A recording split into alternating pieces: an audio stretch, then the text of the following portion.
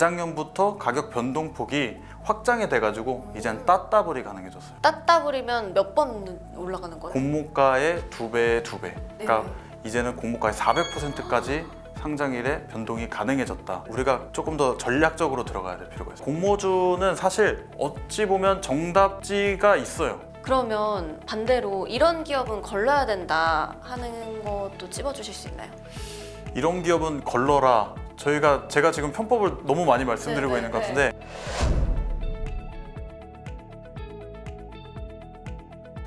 네, 주식 투자의 시작 공모주. 여러분들은 공모주 투자 다들 해보셨나요? 제가 투자에 있어서는 좀 안전한 걸 지향하는 사람인데 이 공모주가 안전하게 투자해보기 좋잖아요. 오늘 공모주 투자에 대해서 쉽게 또 확실하게 알아보도록 하겠습니다. 비즈워치 증권부 최성준 기자님 나오셨습니다. 안녕하세요. 네, 안녕하세요. 기자님은 공모주 투자 많이 해보셨겠어요? 네, 제가 뭐 공모주 기사도 써야 되니까 저도 직접 체험을 하면서 많이 투자도 해봤습니다. 근데 제가 시작부터 태클 하나만 좀 걸고 넘어 들어가도 될까요? 어떤 태클을?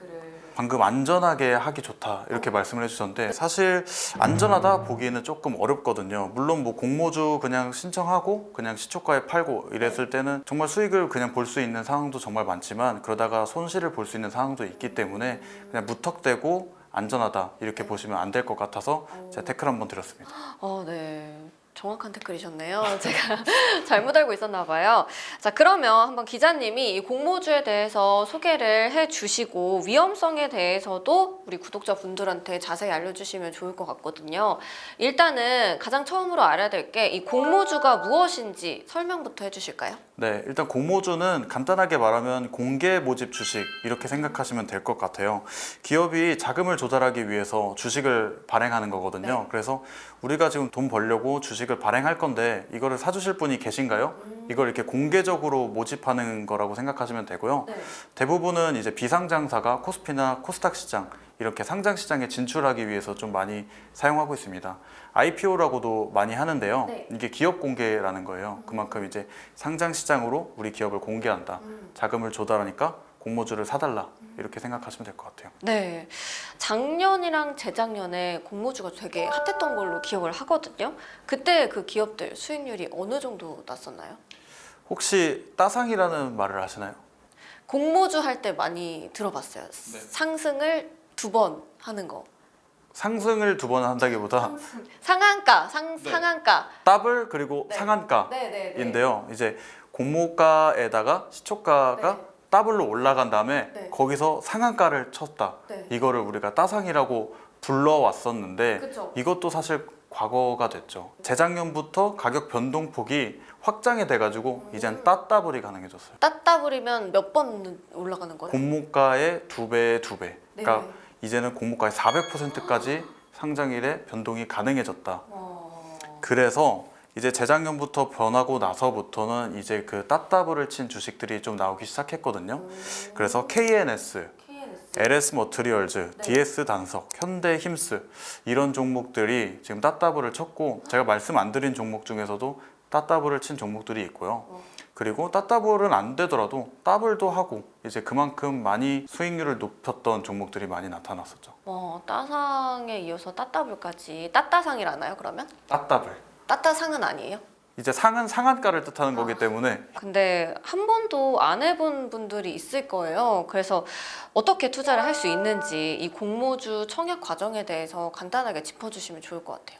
네, 이제 공모주를 저희가 청약을 하기 전에 앞서 공모를 준비하는 기업들이 이제 상장 과정을 거치잖아요. 그래서 이제 뭐 주관사랑 계약을 하고 한국거래소의 승인 심사를 받고 이런 기간이 있는데 저희가 그런 것까지 다 알 필요는 없고 저희는 지금 청약 과정만 정확하게 알아보려고 하는데요. 청약 과정에서는 좀 간단하게 5가지로 좀 설명드리려고 해요. 가장 처음에는 수요 예측, 그 다음에 공모주 확정, 그 다음에 이제 일반 투자자 청약, 그 다음에 환불, 그리고 마지막 상장 이렇게 5가지 과정으로 설명을 해드리는데요. 가장 처음에는 기관 투자자를 대상으로 수요 예측을 해요. 이게 뭐냐면은 공모 가격이 아직 확정되지도 않은 상태에서 전문가들인 이제 기관 투자자들한테 우리 공모주를 얼마나 사드리겠습니까? 이렇게 물어보는 게 기관 투자자 수요 예측이라고 보면 되거든요.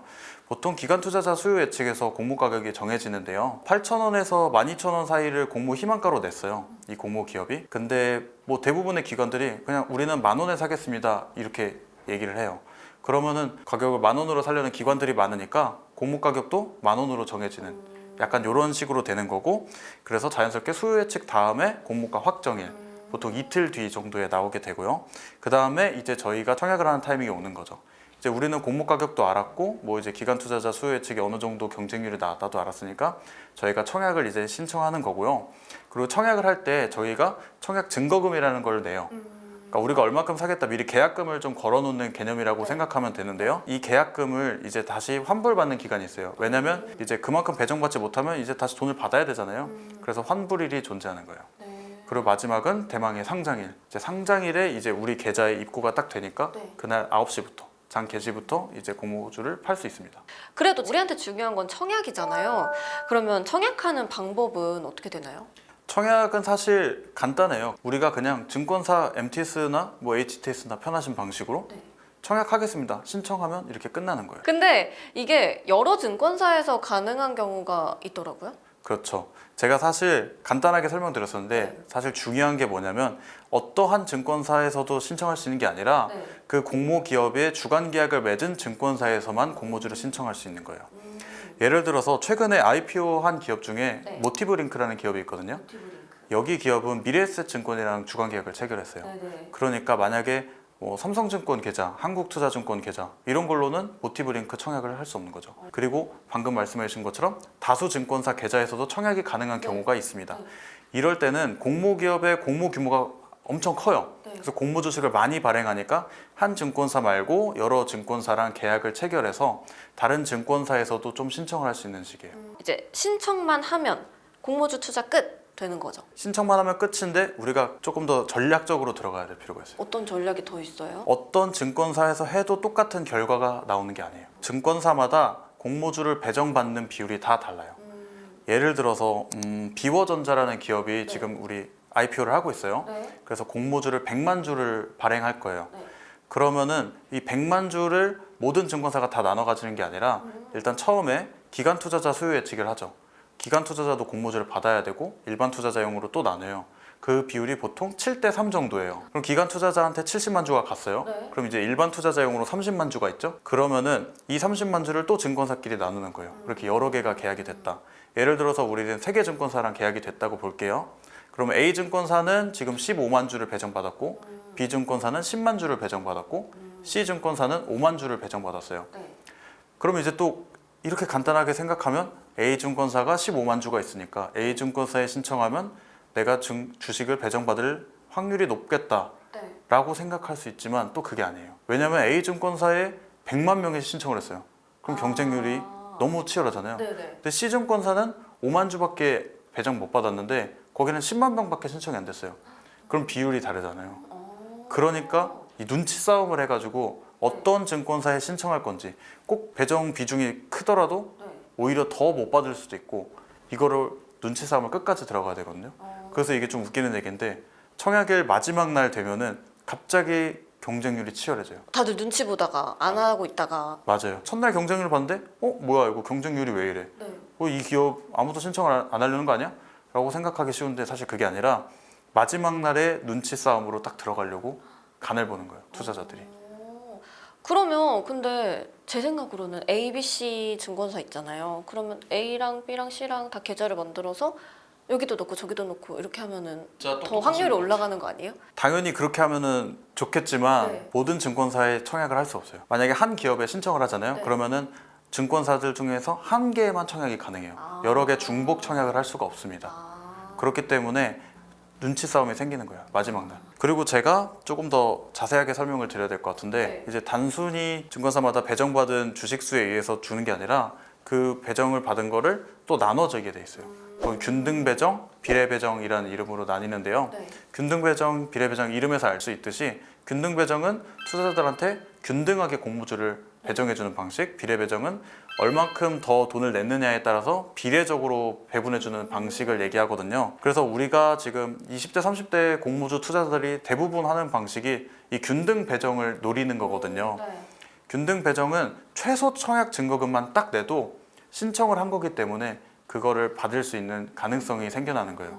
제가 아까 그 B증권사 10만 주라고 했잖아요. 이거를 설명드리자면 보통 균등이랑 비례 배정은 네. 5대5 정도로 나뉘어요. 그러면은 비워전자 상장에 청약을 할 때 비증권사에 신청을 하면 균등 5만 주, 비례 5만 주로 경쟁이 되는 거고요. 네. 그랬을 때 만약에 5만 명이 청약 신청을 했다. 네네. 그럼 공평하게 한 주씩만 받을 수 있는 거예요. 근데 만약에 10만 명이 청약을 했어요. 네. 그럼 어떻게 나눠야 할까요? 0.5씩.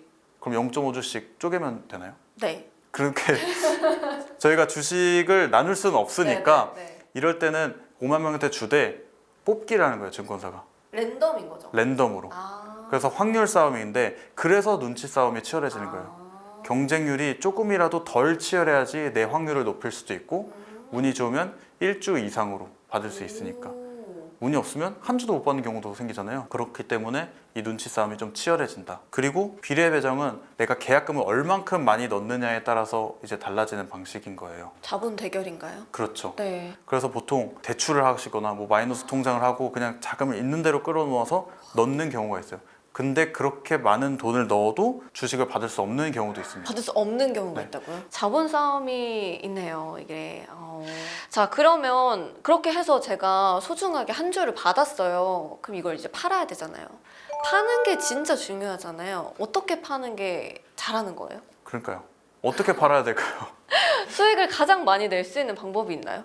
수익을 가장 많이 낼 수 있는 방법을 제가 말씀드리면 정말 저는 투자의 고수겠죠. 일반적으로 많이 시초가에 던지라고 말씀을 해주시잖아요. 그게 뭐 여러 가지 이유가 있어요. 그냥 시초가의 가격이 많이 높아지는 경우도 있고 네. 그리고 뭐 더 올라갈 수도 있지만 직장인분들 어떻게 계속 주식 투자창 볼 수가 없잖아요. 그러니까 고민하지 말고 그냥 네. 빨리 팔아치우고 미련을 버려라. 약간 이런 의미로도 보이는데 네. 사실 어떻게 팔아라는 질문에도 약간의 어폐가 있는 게 만약에 떨어지면 어떡해요? 떨어질 수도 있잖아요. 공모주가 항상 오르기만 되는 게 아니니까. 떨어져요, 공모주가? 그렇죠. 최근에도 공모주 떨어지는 상황이 많이 있었어요. LG CNS 같은 경우도 네. 첫날 공모주 가격보다 시초가가 더 떨어졌고 마감 종가도 하락했어요. 그러면 정말 앞서 말씀하신 것처럼 공모주가 그렇게 안전한 투자는 또 아닌 거네요. 그렇죠. 제가 그래서 괜히 안전하게만 보면 안 된다고 한 게 이게 현실적으로 보면 만약에 1년 동안 있는 모든 공모주를 다 신청을 해서 다 시초가에 팔았다고 가정을 해보면요. 웬만하면 다 수익이 났어요. 근데 저희가 뭐 전문가도 아니고 공모주 펀드를 운영하는 매니저도 아닌데 저희가 어떻게 모든 공모주를 다 신청을 해요. 그리고 만약에 균등으로 못 받은 경우도 생기고 그렇기 때문에 정확하게 우리가 돈을 벌 수 있을 만한 좀 안전한 공모주를 좀 찾아서 투자해야 된다. 그런 방법을 좀 고민을 해보시면 좋을 것 같아요. 그럼 그 방법을 알려주시는 게 어떨까요? 저희가 하나하나 공모주를 찾아볼 수가 없는데 공모주를 어떻게 골라야 되는지 이런 기업은 거르는 게 좋다 하는 그런 게 있어요. 그래서 공모주는 사실 어찌 보면 정답지가 있어요. 정답지라고 하긴 좀 그렇지만 네. 교과서 같은 게 나오거든요. 바로 증권신고서가 나오는데요. 보통 주식을 발행하면은 그 주식 발행 신고서, 네. 증권신고서를 금융감독원에 제출해야 되거든요. 네. 그래서 이제 다트라고 하는 전자공시 시스템에 우리 공모기업을 딱 검색하시면 증권신고서, 투자설명서를 저희가 확인할 수 있어요. 그 신고서를 확인하시면 이 기업이 뭐 언제 생겨서 어떤 사업을 하고 있고 가장 주요 매출처는 무엇이고 여태까지 뭐 어떻게 돈을 벌었는지 뭐 재무제표부터 모든 이 기업에 대한 내용이 다 들어있고요. 그리고 우리가 궁금해하는 공모주, 공모가는 도대체 어떻게 결정했는지 너무 고평가됐는데? 아니면 너무 저평가됐는데? 이런 거를 저희가 확인할 수 있는 거죠. 그래서 증권신고서를 꼭 확인해야 되는 거예요. 증권 신고서를 확인해야 되는 건 알겠는데 시간이 없을 수 있잖아요. 좀 더 간편하게 알 수 있는 방법은 없어요? 기업들이 공모를 할 때 그 기업을 알리는 IR 행사를 많이 열거든요. 그러면 애널리스트들을 초청해서 이제 분석을 해주고 저희 같은 기자들을 불러서 간담회도 하거든요.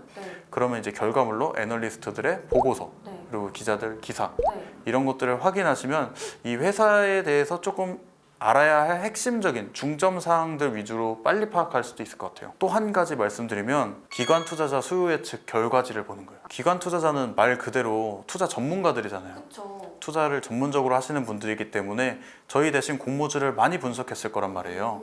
그래서 이분들이 얼마나 이 공모에 참여했는지 수요 예측 경쟁률이 굉장히 치열했다. 네. 그럼 관심이 많은 거잖아요. 그리고 공모 가격이 어떻게 정했는지 이것도 치열하면 치열할수록 공모 가격이 더 올라가겠죠. 아까 8,000원, 12,000원 했을 때 뭐 대부분 10,000원에 해서 10,000원에 정해졌다 했잖아요. 근데 뭐 반대로 12,000원에 하는 사람들이 많으면 12,000원으로 정해지고, 근데 14,000원에 산다고 막 더 올릴 수도 있어요. 15,000원에 산다고 할 수도 있고, 그러면 공모 가격이 15,000원으로 상단을 초과할 수도 있는 거거든요. 그만큼 비싸게 살려는 기관들이 많았다. 그러면은 그만큼 또 이 공모주가 또 올라갈 거라는 생각이 있었기 때문에 그렇게 하는 거잖아요. 그런 의도를 저희가 또 파악할 수 있는 거예요. 그리고 마지막으로 보는 게 의무 보유 확약 비율. 이것도 되게 중요한 건데요. 의무 보유 확약이라는 게 의무적으로 내가 보유하겠다고 약속을 하는 거예요. 기관 투자자가. 그래서 수요 예측을 할 때 우리가 뭐 얼마를 살 건데 3개월 동안 안 팔게 이렇게 약속을 하는 거예요. 보통 확약을 걸면 더 많은 주식을 배정받을 수는 있어요. 근데 미확약을 하면은 조금 확률은 떨어지지만 이 공모가가 조금 부정적으로 봤을 때는 당연히 확약을 하지 않겠죠. 그러니까 의무 보유 확약 비율이 굉장히 높다. 그럼 이 공모 기업은 그래도 좀 안정적으로 어느 정도 하방이 좀 막혀 있다 이렇게 생각할 수도 있는 거죠. 그래서 투자자들이 편법적으로 이제 기관 투자자 수요 예측 결과지를 보는 것도 하나의 방법이 되겠다 이렇게 말씀드릴 거예요. 그러면 반대로 이런 기업은 걸러야 된다 하는 것도 찝어주실 수 있나요? 이런 기업은 걸러라. 제가 지금 편법을 너무 많이 말씀드리고 있는 것 같은데 이거는 사실 편법까지는 아니고 공모주 투자자들이 되게 많이 보시는 부분이에요. 이것도 증권신고서를 통해서 또 확인할 수 있는데요. 증권신고서 꼭 보셔야 돼요. 투자자들이 가장 많이 보는 게 상장일 유통 가능 물량을 좀 많이 보세요. 이게 간단하게 말하면 상장하는 날 이 시장에서 거래될 수 있는 주식이 어느 정도 되는지를 보는 거거든요. 그래서 일반적으로 유통 물량이 많다 그러면은 그만큼 시장에 풀려날 주식이 많다라고 생각하기 때문에, 그리고 상장 첫날에는 보통 많이 매도를 하시려고 하잖아요. 그렇기 때문에 유통 물량이 많다 그러면 약간 위험한 공모주라는 생각을 많이 하시고, 물량이 적다 그러면 팔려는 주식이 적으니까 그래도 좀 방어를 할 수 있겠다라고 생각을 하시는 편이에요. 그래서 상장일 유통 가능 물량을 좀 한번 확인해 보시는 것도 괜찮습니다. 그것도 증권 신고서에 있는 거죠? 다 증권신고서에 있습니다. 네, 진짜 꼼꼼히 보셔야 될 것 같은데요. 자, 근데 제가 이 공모주가 환불이 된다는 얘기를 들었거든요. 약간 왜 주식이 환불이 되나 싶기도 한데 손실을 본 사람들이 환불을 받을 수 있는 거예요? 공모를 만약에 신청을 하셨어요. 근데 갑자기 주가가 막 떨어지기 시작하는 거예요. 그러면은 이제 환매 청구권 제도라는 게 있어요. 이게 사실 환불이랑 정확히 같진 않아요. 그러니까 내 주식을 다시 사달라고 요청을 할 수 있는 권리가 있는 주식이 있거든요. 공모주 중에서도. 그러니까 모든 기업에 다 있는 건 아니고요. 일부 기업에만 정해져 있어요. 증권사가 보통 사업 모델을 평가해서 이 기업이 되게 괜찮아요. 그래서 상장 요건에 맞지 않는데도 상장을 끌고 간 기업들이 있거든요. 그런 사업 모델 트랙 기업, 아니면 이익을 실현하지 못하고 있는 기업인데 뭐 테슬라 요건이라 해서 그것도 특례 기업 중에 하나거든요. 그런 기업들이 환매 청구권을 좀 받아요. 그러면은 이제 6개월이나 3개월의 기간 동안 이제 가격을 보고 내가 다시 증권사한테 내 주식을 다시 사달라고 신청을 할 수 있어요. 그러면 보통 100% 받는 건 아니고 공모 가격의 90% 정도로 다시 돌려받을 수는 있어요. 증권신고서를 확인하시면 환매 청구권이 어떻게 돼 있는지 다 확인할 수 있으니까 들어가셔서 그냥 증권신고서에서 검색으로 환매 청구권 한번 검색하시면 환매 청구권 있는지 없는지, 있다면 기간 얼마나 되는지 그것도 다 확인할 수 있습니다. 자, 이제 저희가 공모주를 청약하는 방법에 대해서 알아보고 좋은 공모주 고르는 방법에 대해서도 알아봤는데, 이 공모주 투자에 도전을 해보고 싶다 하는 분들 있잖아요. 그분들이 청약 일정을 일일이 다 좀 찾아보기가 어렵잖아요. 뭐 일주일에 한 번씩 막 몇 군데가 나오는데 이걸 한 번에 볼 수 있는 곳이 있나요? 그렇죠. 공모주가 한 개만 하는 게 아니잖아요. 여러 개가 계속 이어지고 일정도 막 중첩돼 있어서 되게 파악하기 어렵거든요. 그래서 저희가 일주일마다 공모주 달력을 기사로 작성해서 보내드리고 있습니다. 그래서 비주워치 홈페이지 들어가셔서 공모주 달력을 보시면 공모주 일정을 일목요연하게 정리한 걸 확인할 수 있다. 그리고 저희가 그냥 일정만 알려드리지 않고 그 공모주 간략하게 기업 어떤지 저희가 말씀드린 그런 지표들도 다 보여드리고 있거든요. 그래서 간단하게 다 확인하실 수 있어서 아주 좋은 일정 확인 방법인 것 같습니다. 그러면 일주일 말고 좀 더 많이 보고 싶어 하면 볼 수 있는 곳도 있어요? 네, 그럴 때는 그 한국거래소 기업 공식 채널 카인드라고 있거든요. 카인드 들어가셔서 IPO 현황에서 이제 일정 같은 걸 또 확인하실 수 있어요. 그러면 한 달 동안 일정을 다 확인할 수 있으니까 좀 더 장기적인 일정 확인하시고 싶으시면 카인드 통해서 확인하시면 될 것 같습니다. 네, 비즈워치 홈페이지랑 한국거래소 기업 공식 채널 카인드 참고해 주시면 좋을 것 같습니다. 자, 오늘은 공모주에 대해서 알아봤습니다. 저는 이 공모주가 큰 수익률을 기대하기는 어렵지만 그래도 좀 안전한 투자처가 아닐까라는 생각을 해봤는데 오늘 기자님과 이야기를 나눠보니까 위험성을 가지고 있다는 것도 알게 돼서 좋았던 것 같고요. 요즘 공모주 시장 분위기도 알아보고 또 청약하는 방법에 대해서도 자세하게 짚어드렸으니까 좋은 정보가 됐길 바라겠습니다. 자, 오늘 공모주에 대해서 열심히 설명을 해주셨습니다. 최성준 기자님 고생 많으셨습니다. 감사합니다. 네, 감사합니다. 저희는 또 다음에 유용한 정보 들고 오도록 하겠습니다. 여러분, 안녕!